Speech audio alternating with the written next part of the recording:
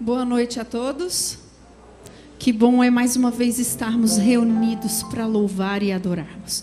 Eu quero convidá-los a inclinarem as suas frontes para que possamos falar com Deus. Senhor nosso Deus, nós te agradecemos por mais uma vez estarmos no teu santo templo. Nos use, Deus, mais uma vez. Fale conosco através da tua palavra e que o nosso louvor chegue ao teu trono. Em nome de Jesus, amém. Vamos cantar Lar Feliz. Quero ver a participação de toda a igreja cantando conosco.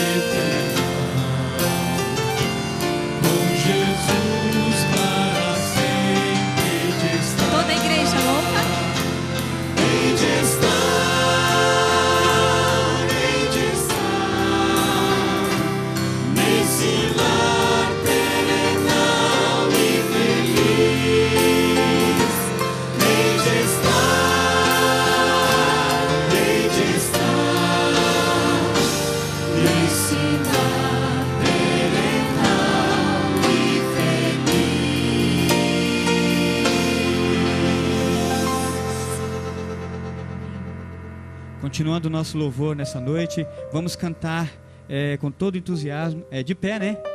Não? Digno de louvor, por enquanto sentados ainda. Digno de louvor, Ele que é o único digno do nosso louvor a Ele.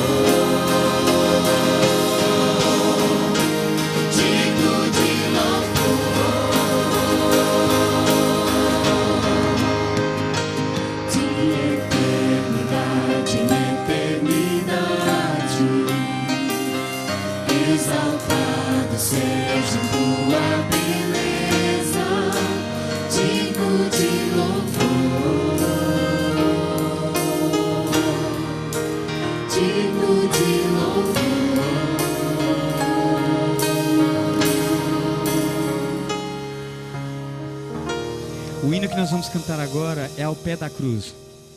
Se nesta noite, se tem um lugar onde nós devemos estar, é ao pé da cruz. Foi ali que Jesus morreu por mim e por você. Vamos então cantar com todo entusiasmo este hino, com nosso coração contrito, ao pé da cruz. Todos de pé, por gentileza.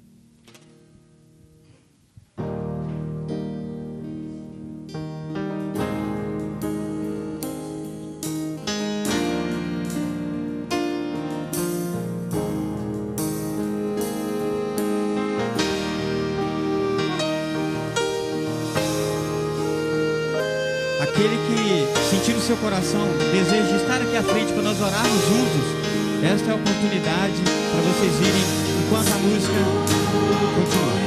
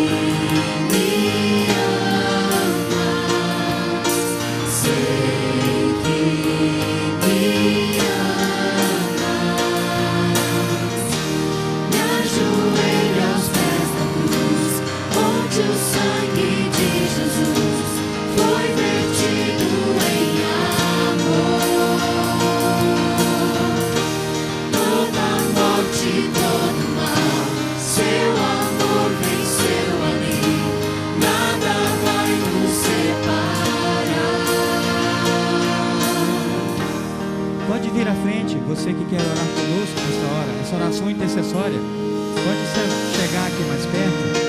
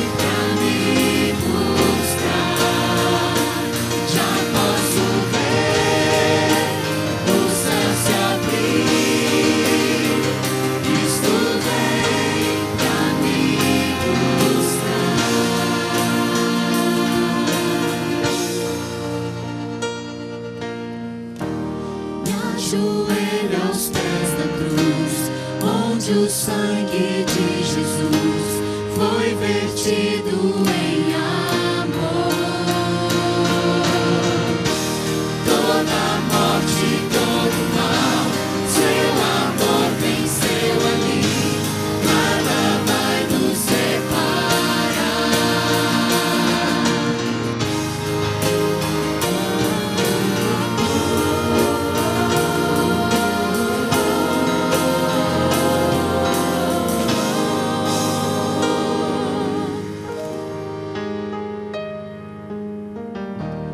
E quando o mundo chegar ao fim, eu verei seu rosto, sei que me amas, sei que me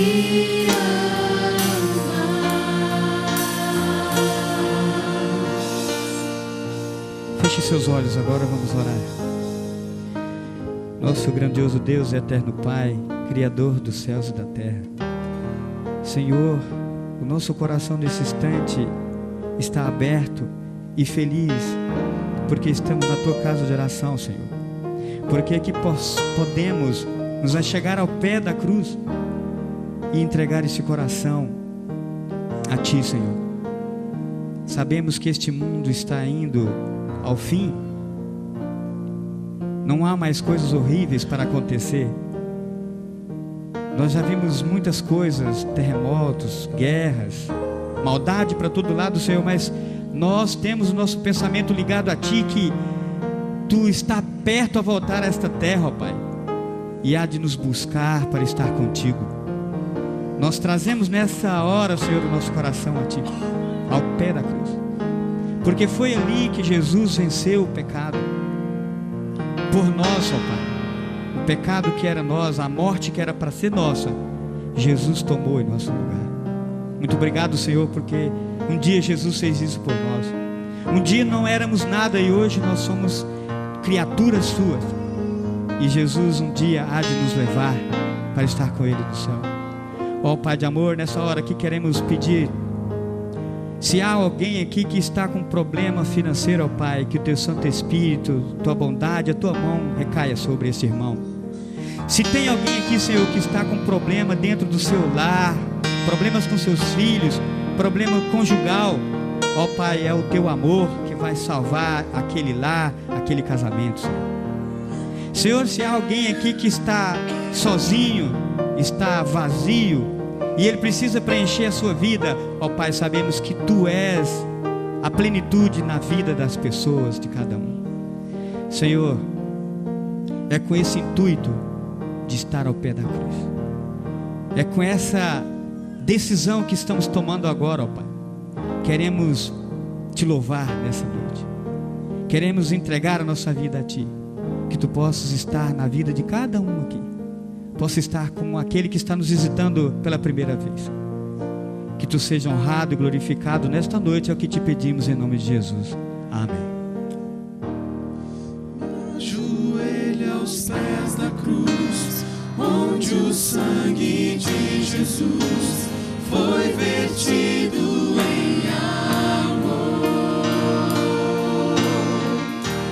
Toda a morte, todo mal, seu amor venceu ali, nada vai nos separar.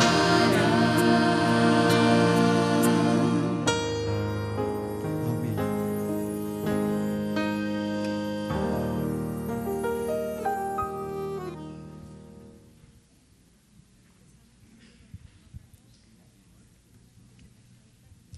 Boa noite a todos aqueles que eu ainda não tive a oportunidade de cumprimentar.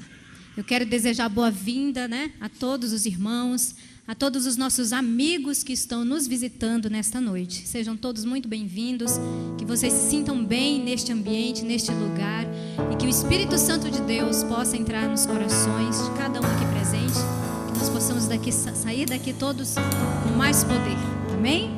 E esse é um momento muito especial. Nós já louvamos aqui através das vozes, dos instrumentos, né? E esse é o momento que nós vamos adorar e louvar ao Senhor através das nossas ofertas. Ali está, eu esqueci o nome daquele negócio, né? É a maquete da igreja, né? E as ofertas de hoje são destinadas diretamente para a construção, para a reforma da nossa igreja, né? Ali na frente já ficou top de linha, né? Mas nós precisamos continuar a nossa reforma, tá? E esse é o momento que nós dedicamos para que todos vocês possam participar em adoração e louvor através das ofertas. E todos nós vamos nos levantar e levar as nossas ofertas ali. Enquanto o grupo vai cantando, todos sintam-se à vontade em participar.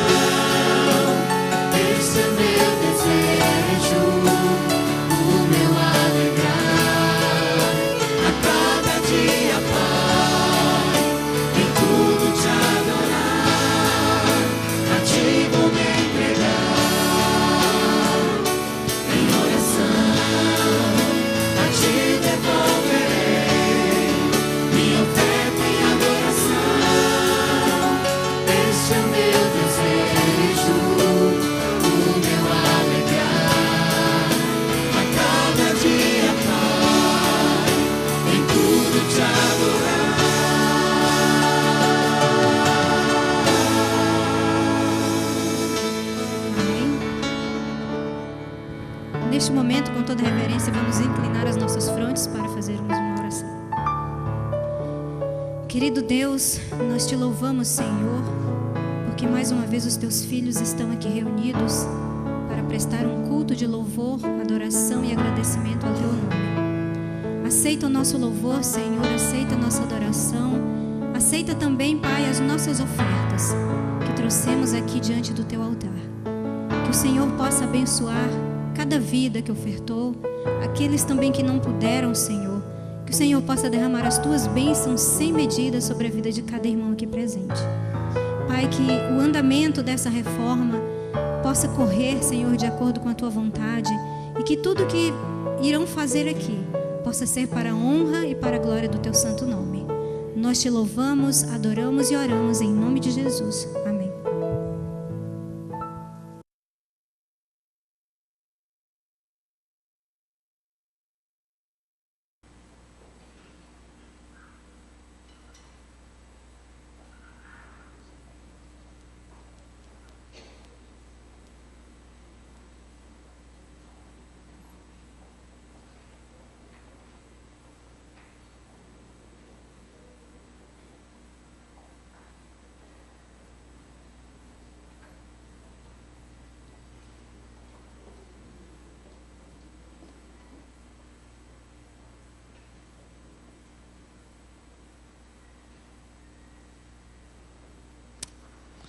Boa noite.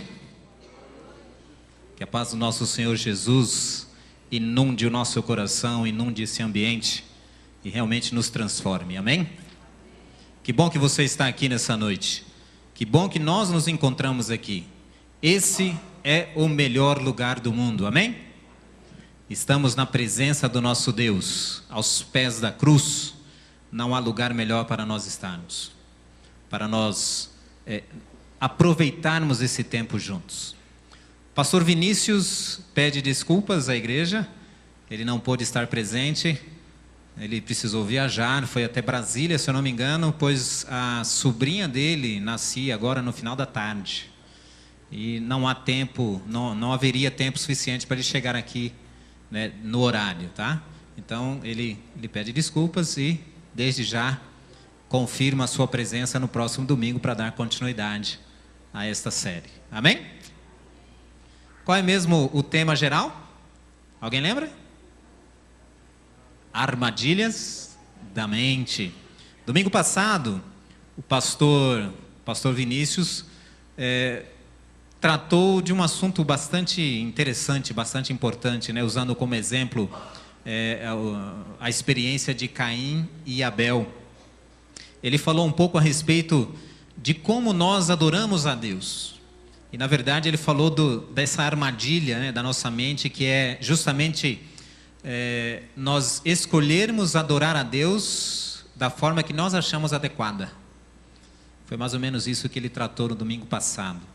E dando continuidade ao tema geral, né, armadilhas da mente, eu gostaria de convidá-los a abrirem as suas Bíblias no livro de Jeremias.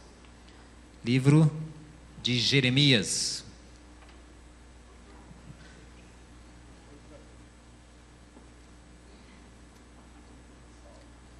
Nós vamos meditar brevemente aqui em alguns pontos da experiência de Jeremias e ver qual é, né, a segunda armadilha da mente dentro dessa série que nós vamos tratar nessa noite. Jeremias, todos encontraram? Amém? Permaneça com a sua Bíblia aberta. Permaneça também com o seu coração, a sua mente aberta. Mas feche os seus olhos, por favor. Oremos ao Senhor. Querido e grandioso Deus, nosso amado Pai, te agradecemos porque nesse instante abrimos a Tua Santa Palavra, ainda com liberdade, para juntos desfrutarmos desta bênção maravilhosa que é o estudo, a meditação na Tua Santa Palavra. Fale a nós aquilo que precisamos ouvir, Pai querido, não o que queremos. Queremos sair daqui verdadeiramente alimentados, melhores do que quando entramos. Por isso, nesse instante, rogamos a Tua bênção. Rogamos, Pai querido, a Tua santa presença através do Teu Santo Espírito, em nós e em nosso meio. Oramos agradecidos, em nome do Senhor Jesus. Amém. Meus queridos, Jeremias capítulo 1, verso 1, o Senhor nos diz o seguinte: palavras de Jeremias, filho de Ilquias, um dos sacerdotes que estava em Anatote, na terra de Benjamim. Só para nós contextualizarmos o que nós vamos estudar em seguida, o nome Jeremias provavelmente tem um desses dois significados. Ou seria o Senhor exalta, ou então o Senhor estabelece. Esse muito provavelmente, uma dessas duas traduções, né, significados do nome Jeremias, tá? É o que nós vemos aqui no verso 1, o chamado, a vocação de Jeremias. Atentem para o verso 2. Aqui diz assim: a ele veio a palavra do Senhor, nos dias de Josias, filho de Amon e rei de Judá, no 13º ano do seu reinado. A palavra do Senhor, amados irmãos, veio literalmente a Jeremias. Literalmente, a palavra de Deus veio a Jeremias. Jeremias não falou com base em sua própria imaginação, como faziam os falsos profetas, e fazem até hoje, né, obviamente, os falsos profetas ao anunciarem supostamente a palavra de Deus. Jeremias recebeu de forma literal a palavra de Deus e a transmitia, ou a transmitiu, assim como ele recebeu. Os versos 4 e 5, continuando a leitura, nos diz o seguinte: A mim me veio, pois, a palavra do Senhor dizendo, Jeremias falando, antes que eu te formasse no ventre materno, eu te conheci. E antes que saísses da madre, te consagrei e te constituí profeta às nações. Aqui é Deus falando a Jeremias. Um detalhe interessante a respeito da experiência de Jeremias, amados queridos. Jeremias estava ciente do seu chamado. Jeremias tinha consciência de que o chamado de Deus para ele já estava pré-determinado mesmo antes da sua concepção. O plano de Deus, a missão de Deus para Jeremias já estava determinado antes da sua concepção.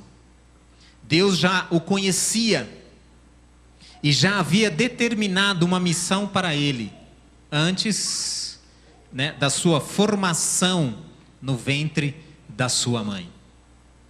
O chamado para a missão de Jeremias havia sido determinado pelo Senhor antes mesmo dele ser concebido.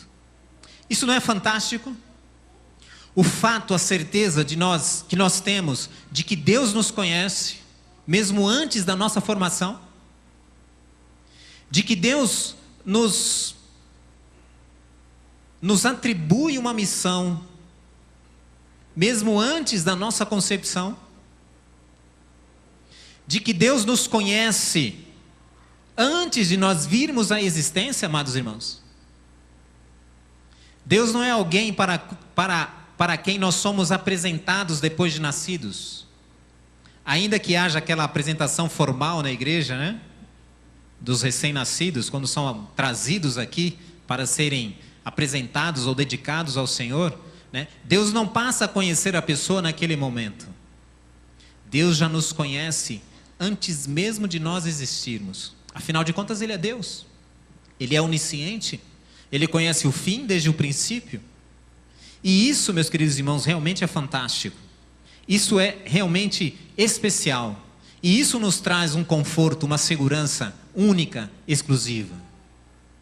Agora, não para por aqui.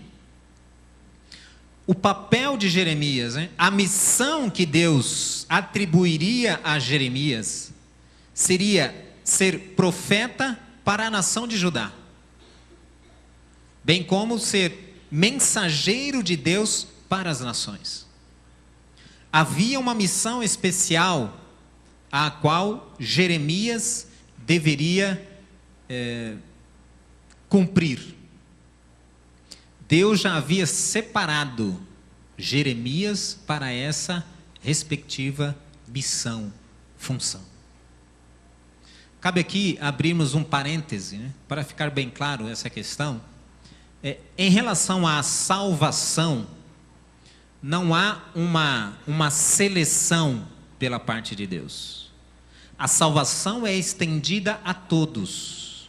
Conforme a própria Bíblia diz, todo aquele que nele crê não perece, mas tem a vida eterna. Não há seleção, Deus não faz uma separação entre aqueles que vão se salvar e aqueles que vão se perder. A salvação é estendida generosamente a todos.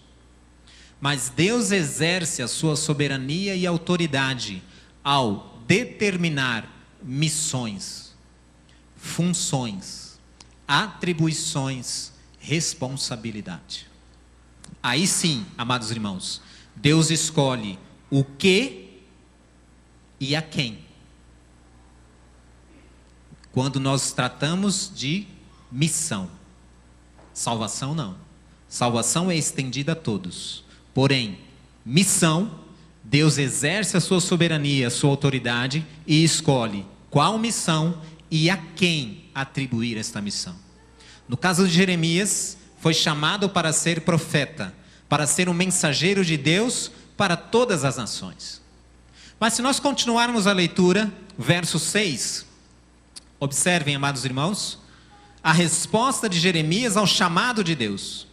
Então lhe disse eu, Senhor Deus, eis que não sei falar, porque não passo de uma criança.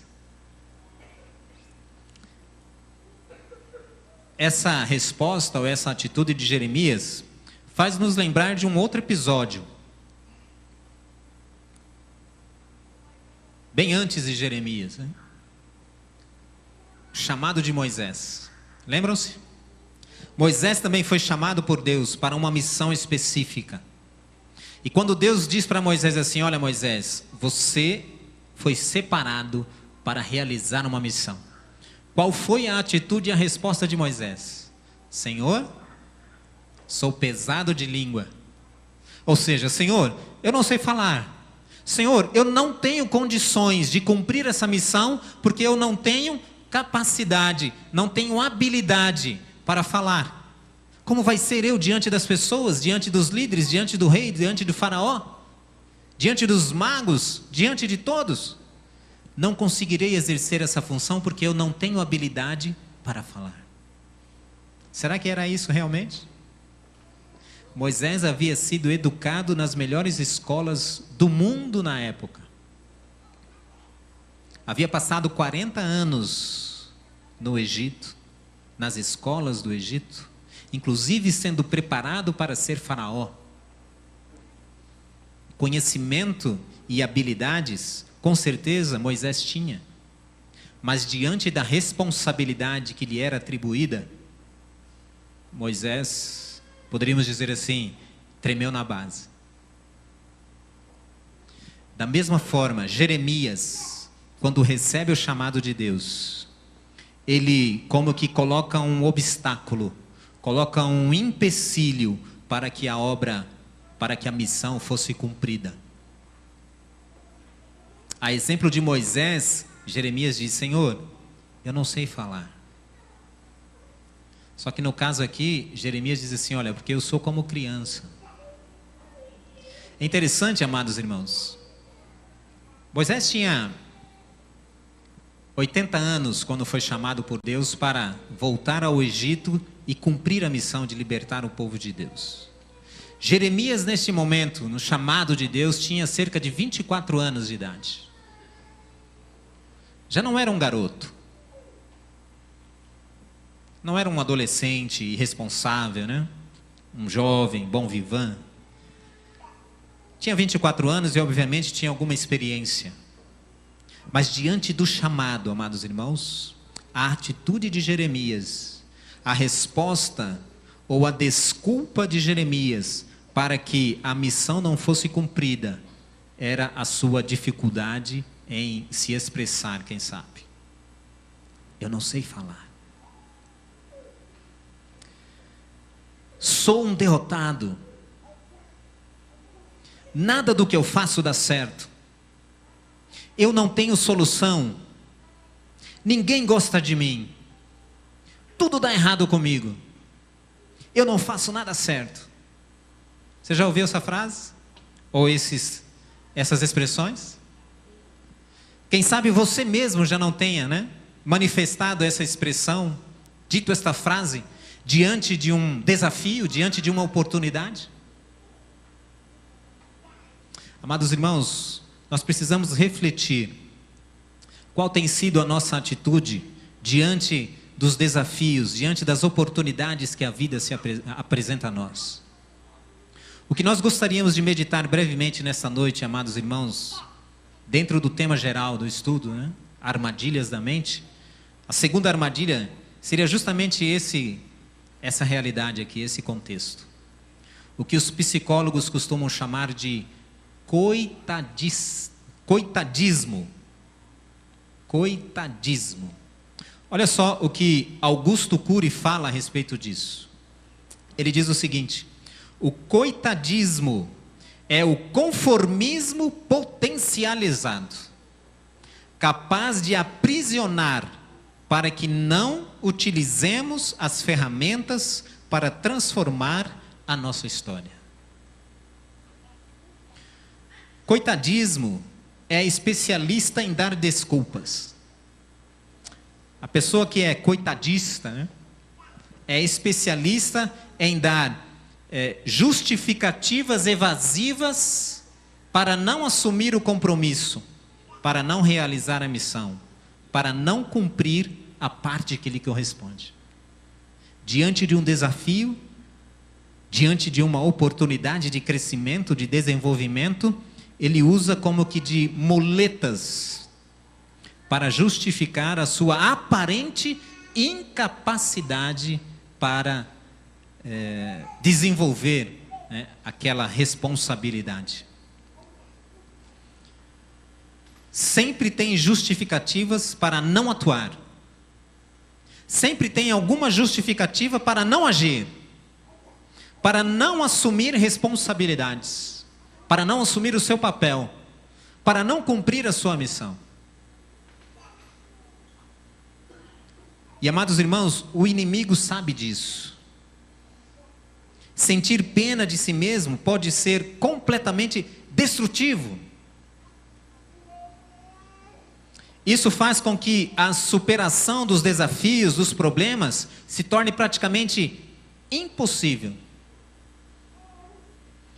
Porque a pessoa não enxerga na oportunidade, né, do desafio, uma oportunidade de desenvolvimento, de crescimento. Ela olha para si e só consegue enxergar dificuldade.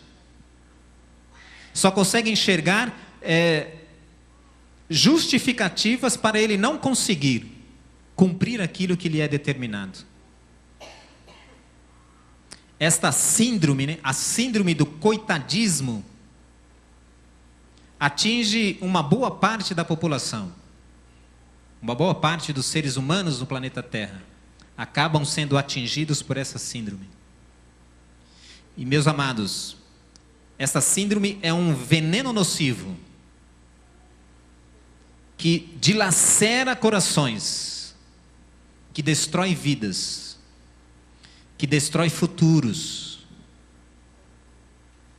que joga por terra abaixo, né, as possibilidades de crescimento, de sucesso, de vitória que a pessoa pode alcançar em todos os aspectos da sua vida: espiritual, profissional, acadêmica, familiar, social.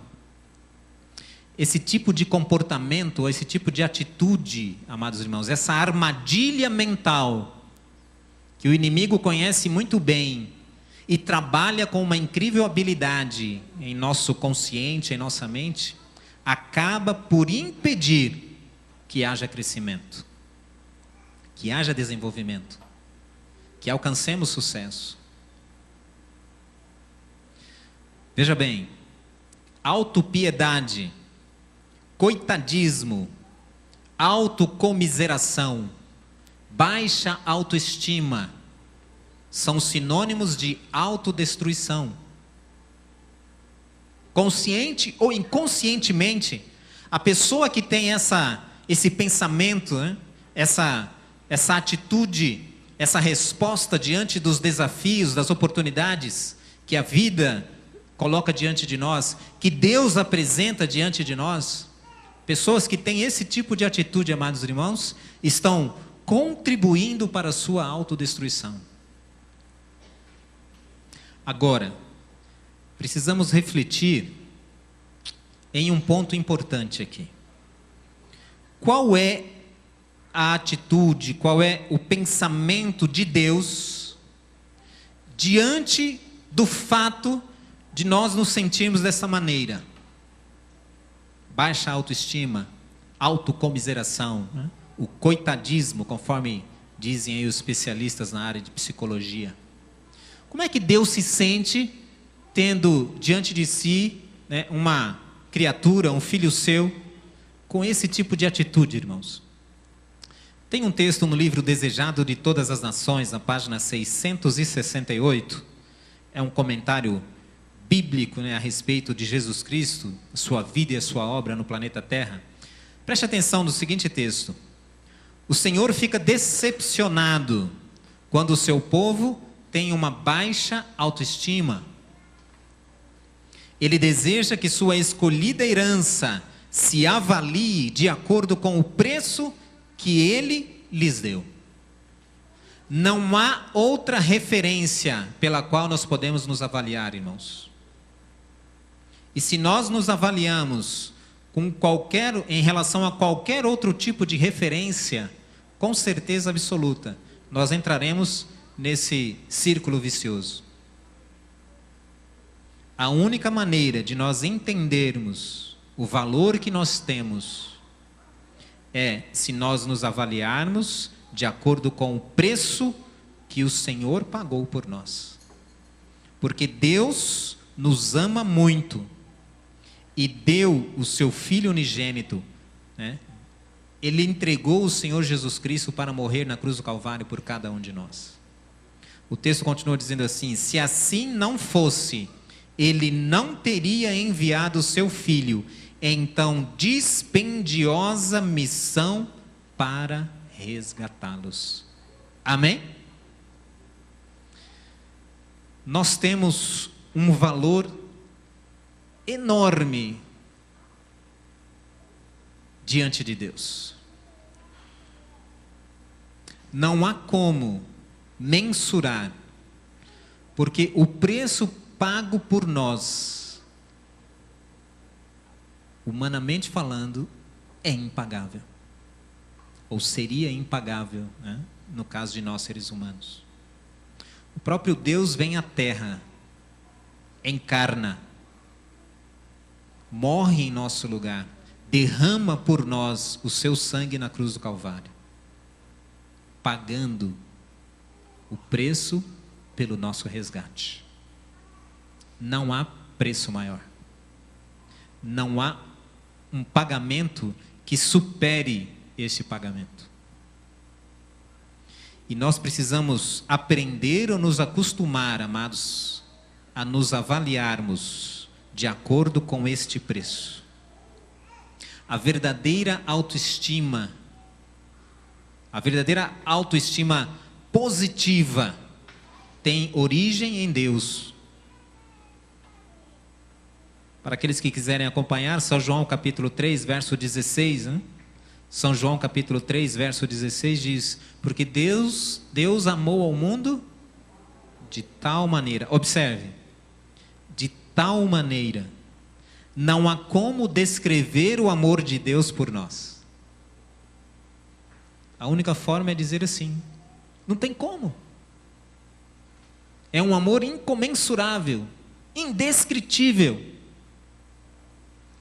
Porque Deus amou ao mundo de tal maneira que deu o seu Filho unigênito, entregou o seu Filho para morrer no lugar do pecador. Ele que não tinha pecado, se fez pecado por nós. Ele morreu a morte que nós deveríamos morrer, para que nós tivéssemos direito à vida eterna que Ele tem. Que coisa fantástica. Que demonstração de amor. Mas não para por aí, né? O texto diz: para que todo aquele que nele crê. Todo aquele que nele crê. Lembram-se? Eu falei no começo? Não há seleção, não há acepção de pessoas quando o assunto é salvação. Porque a salvação está à disposição de todos. Todos. E todos significa todos. Porque todo aquele que nele crê não pereça, para que todo aquele que nele crê não pereça, mas tenha a vida eterna. Amém? Meus queridos, quando nós temos consciência do amor que Deus tem por nós, quando nós temos consciência do valor que nós temos para Deus, a nossa autoestima é fortalecida. Nós passamos a nos enxergar de uma forma diferente. E aí está o antídoto contra o coitadismo, a autocomiseração, a autopiedade, a baixa autoestima. É claro que a psicologia, de uma maneira geral, aí, estabelece algumas orientações, algumas condições para se combater essa atitude mental, ou essa armadilha mental, né? O coitadismo. Existe aí uma série de instruções e de orientações que a psicologia estabelece para que isso seja combatido. Mas eu quero tratar aqui da instrução divina, ou do antídoto divino para essa condição. Já vimos que, em linhas gerais, em formas gerais, o fato de nós entendermos que Deus nos ama e o valor que nós temos diante de Deus, pelo fato de Deus ter morrido por nós na cruz do Calvário, já é o suficiente para que a nossa autoestima seja fortalecida.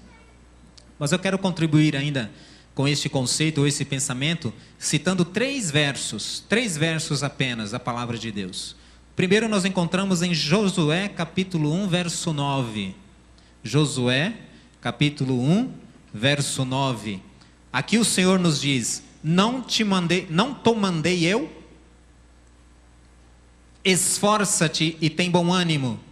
Não temas, nem te espantes, porque o Senhor teu Deus é contigo, por onde quer que andares. Amém? O segundo texto nós encontramos em Filipenses capítulo 4, verso 19. E aqui o Senhor nos diz de modo muito claro: meu Deus suprirá todas as vossas necessidades, segundo as suas riquezas, na glória em Cristo Jesus. Amém, irmãos? E o terceiro e último texto, Filipenses 4:13, que diz: posso todas as coisas naquele que nos fortalece. Olha que coisa fantástica. Não basta Deus nos dar a certeza de que Ele nos ama. Não basta Deus ter saído dos céus, vindo à terra, morrido em nosso lugar, pago a conta que era nossa, a dívida que era nossa, né? Humanamente falando, impagável. Deus vem e, como um fiador, paga a conta em nosso lugar. Não fosse somente isso, amados irmãos, mas Deus ainda diz mais. Ele diz assim: olha, eu estou contigo em todo o tempo. Eu quero completar a obra que eu comecei em você. Você pode fazer qualquer coisa em mim. Esforça-te e tem bom ânimo. Eu estarei contigo por onde quer que andares. Então aqui nós temos motivos a mais para fortalecer a nossa autoestima, para combater essa armadilha mental chamada coitadismo. Eu não posso nada, eu não consigo fazer nada, eu não tenho condições de fazer, eu sou fraco, eu sou incapaz, eu não tenho forças, sou inexperiente, e assim por diante, por diante, por diante.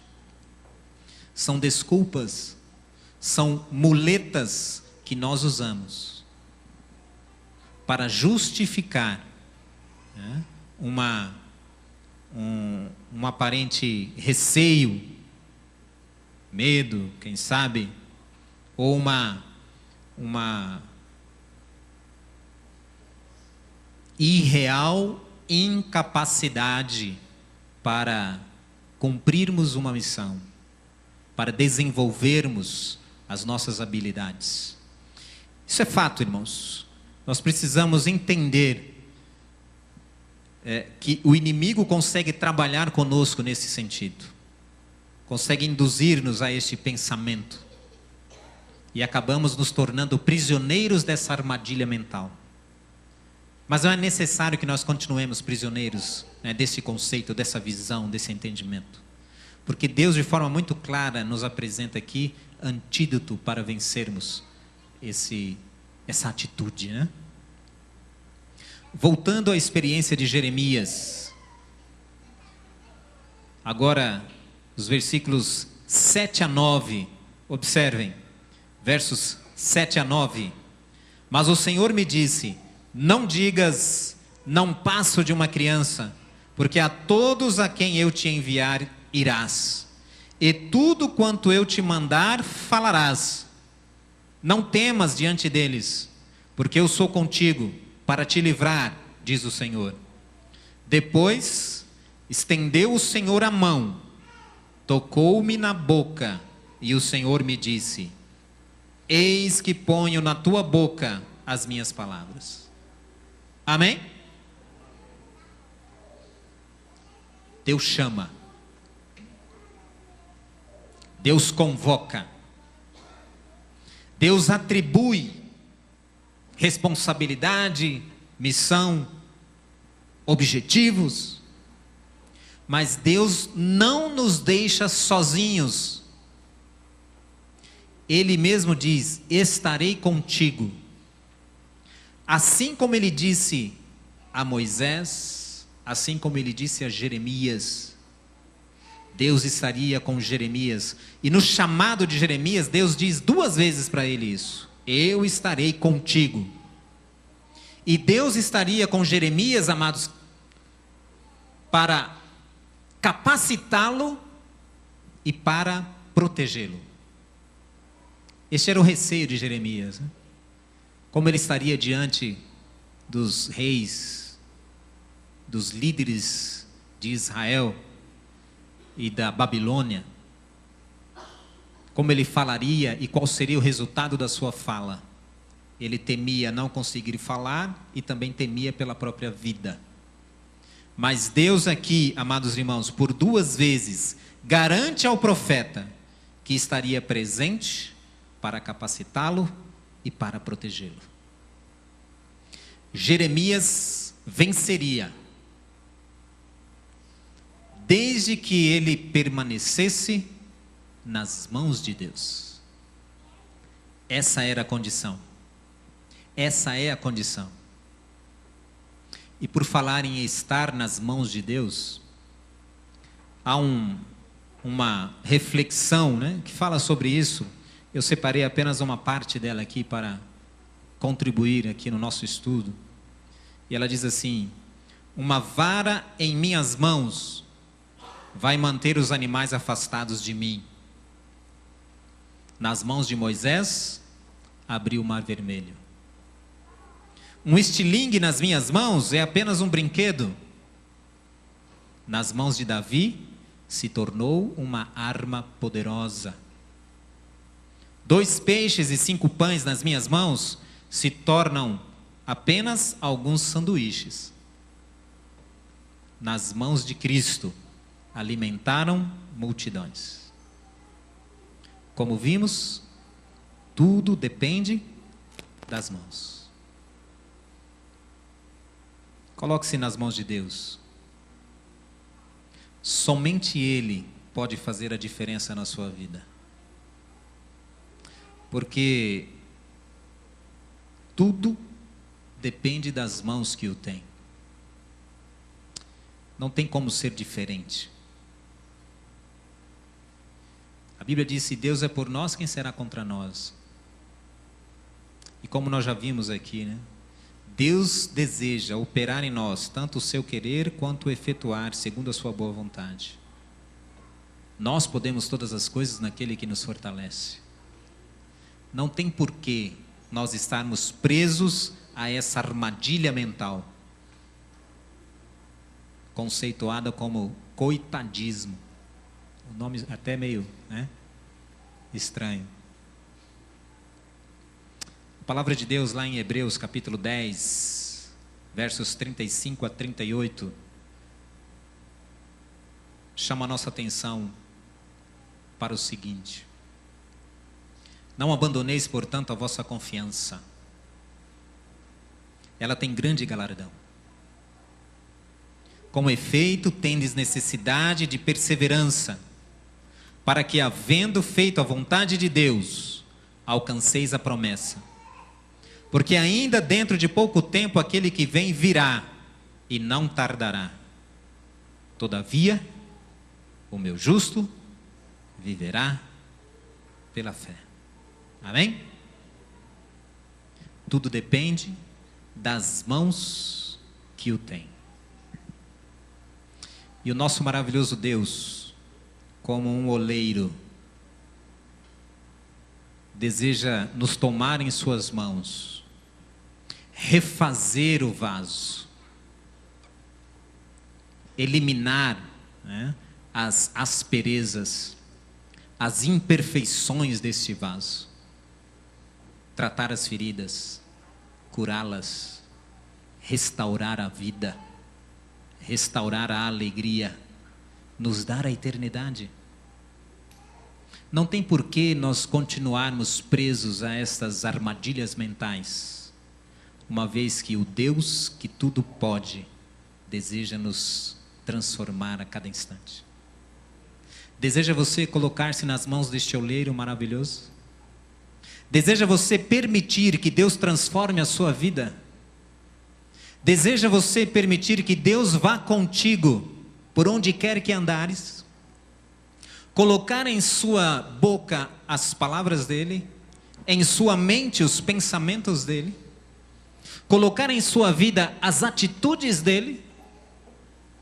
Se realmente este é o seu desejo, a sua vontade, se este é o seu plano, você tem a oportunidade nesse instante de falar isso para Deus, você mesmo, mais ninguém. Você mesmo pode nesse instante falar para Deus isso: Senhor, eu quero ser moldado por Ti, como vaso nas mãos do oleiro. Eu quero convidar aqui Emily, aqui.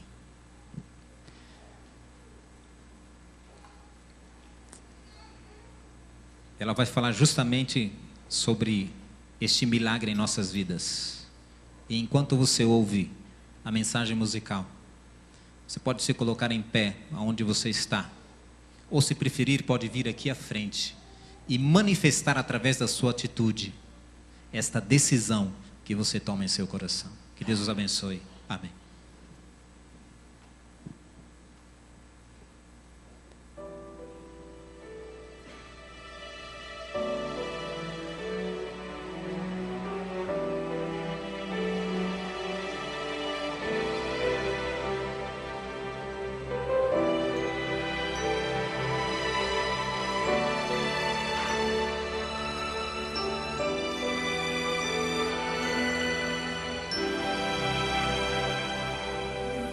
Desde a antiguidade nunca se ouviu, nem se percebeu, nem serviu um Deus além de ti. Um Deus que trabalha para aquele que espera nele, põe confiança em suas mãos. Te invocamos agora, Senhor. Não escondas de nós teu rosto. Somos o barro, tu és oleiro,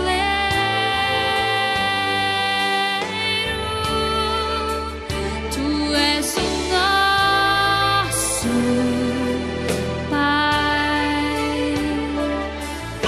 Somos obra feita por tuas mãos. Passa o tempo e a vida passa, encontramos nossa essência.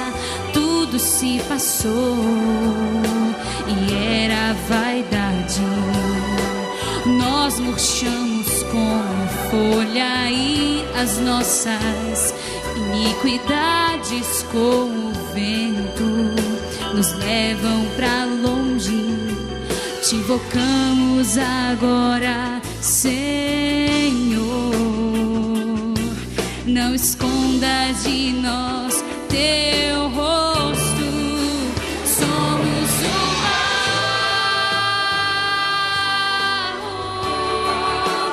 tu és o oleiro,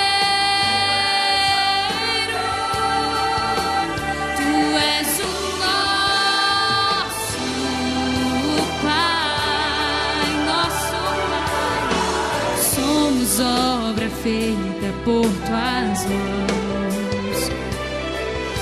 Tu és o Deus que fez este céu, és o Deus que faz os montes ecoar em ti.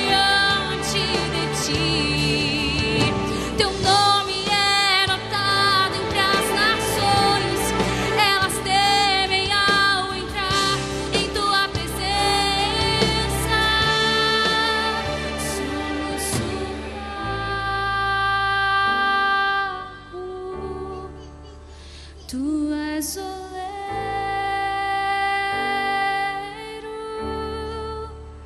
tu és o nosso Pai. Nós somos o barro,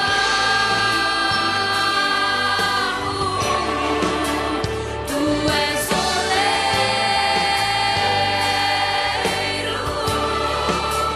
tu és o nosso Pai.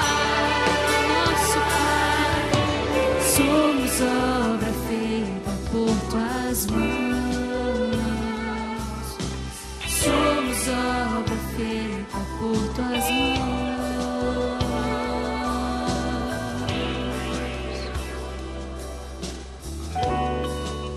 Somos o barro, tu és oleiro. Somos o barro, tu és o oleiro.